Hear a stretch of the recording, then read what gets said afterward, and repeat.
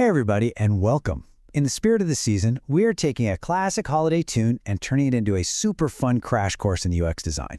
Let's get right into it. Happy UX Mass! Today, we're diving into a holiday classic and, brilliantly flips it on its head to teach us all about user experience. Seriously, think of it as the perfect gift for any designer out there looking to sharpen their skills with a little bit of festive fun. Okay, so here's how we're going to do this. Instead of just a simple countdown from 12, we're going to group these awesome design gifts into themes. We'll kick things off with the fundamentals, then we'll tackle the user's journey, explore how to create some real delight, and finally, we'll wrap it all up with the ultimate design gift. First up, the foundational 4 gifts. Think of these as the absolute, non-negotiable building blocks of any great experience.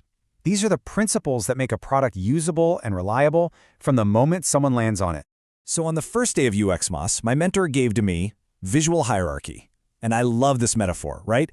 Just like that star on top of the Christmas tree, your main call to action, that buy now or sign up button, it needs to grab the user's eye instantly. No confusion, just a clear, shining beacon showing them exactly what to do next.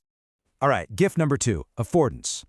This is all about making things obvious. I mean, when you see a ribbon on a gift, you know you're meant to pull it, right? The design itself affords pulling. It's the same thing online. A button should scream, "Click me," through its shape, its color, its shadow. The user should never have to guess. The design should just tell them what's possible. Next up, feedback. And this is so important. Imagine shaking a present and hearing nothing. It's kind of weird, right? You feel like something's wrong. In the digital world, it's the same thing. When a user clicks a button, they need that confirmation, that little sleigh bell jingle. It could be a button changing color, a loading spinner, a little check mark. The key is always let your users know their action was received. Okay, the last of our foundational 4 is a huge one, accessibility. A great experience is an experience for everyone. And look, this isn't just a nice to have, it is absolutely essential. This means using colors with enough contrast so they're easy to read, adding alt text for screen readers, making sure your site works with just a keyboard. It's not an extra feature, it's fundamental.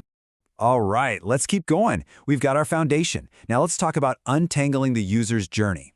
We've built something solid, but how do we make sure the user's path through our product is as smooth as a sleigh ride on fresh snow?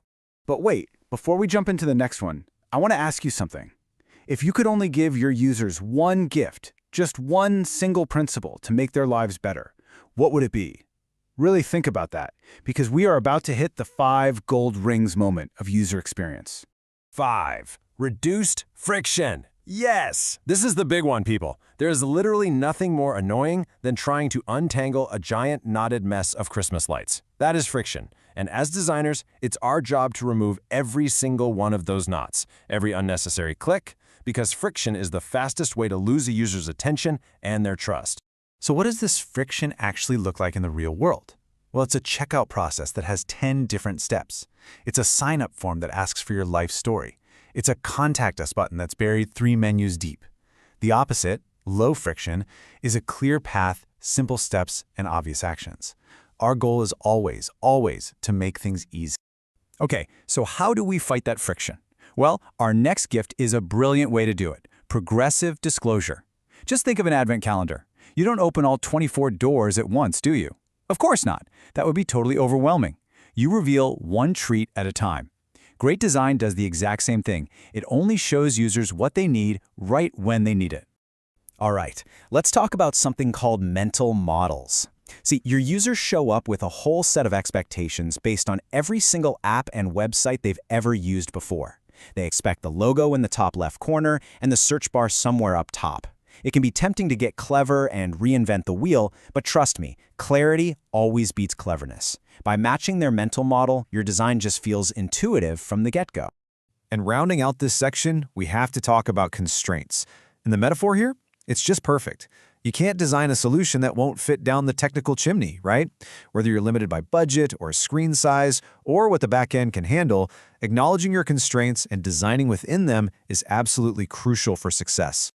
Okay, so we've built something that works, it's accessible, it's easy to use, but how do we make people love it? How do we make it magical? This final set of gifts is all about crafting festive delight. It's about going beyond simple usability to create an experience that people actually remember. This brings us to the aesthetic usability effect. It's a wild thing about our brains. We just assume that beautiful things work better. A gorgeously wrapped gift just feels more special, doesn't it? But remember the warning on this one. It still needs a great gift inside. Aesthetics can boost usability for sure, but they can never, ever replace it. Next up, and this is so critical for a good journey, is findability. This is all about how you organize your information and navigation. If someone lands on your site looking for a specific thing, can they find it fast? Because if they can't find their name on the gift tag, they're not going to stick around to see what's inside. Now we get to one of my personal favorites, micro-interactions.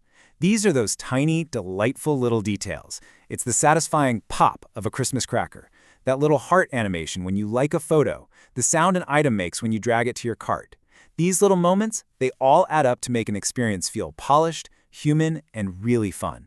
And here we are, on the 12th day, the absolute peak of our UX Moss gifts, user delight.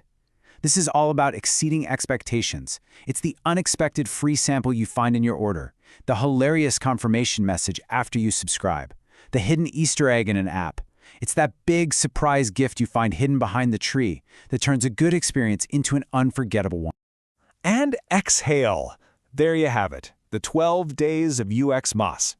Now let's gather all of these incredible gifts under the tree for one final look at the whole collection. All right, let's do a quick fire recap. For the foundation, you've got visual hierarchy, affordance, feedback, and accessibility. For the journey, you need reduced friction, progressive disclosure, mental models, and constraints. And to top it all off with the delight, you bring in the aesthetic usability effect, findability, micro-interactions, and that ultimate goal, user delight. And that really is the heart of it all, isn't it? At the end of the day, our job isn't just about making things that work. It's about making people's lives a little bit easier, a little bit better, and maybe even a little more delightful. Great design truly is the best gift you can give someone. So as we wrap things up here, I want to leave you with a question to chew on. Looking at this whole list, what's the one design gift you plan to focus on giving your users this year? Whether it's cutting out some friction or adding in a little moment of delight, every single bit makes a huge difference. Happy holidays, everyone, and happy designing!